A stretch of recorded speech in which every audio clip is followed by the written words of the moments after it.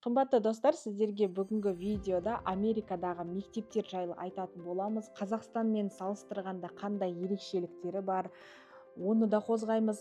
Жалпы бұл жақта мектептерді қалай салады, сыныптар қалай орналасқан, қалай безендіреді, соның барлығын біз талқыладық. Және де осында оқитын америкалық оқушы қыздан кішігірім сұхбат алдық. Бұл видео өте қызық, пайдалы ақпаратқа толы, сондықтан соңына дейін қарап, ұнаса бізге қолдау көрсетіп, комментарий жазып отырыңыздар. Ал кеттік, бастаймыз.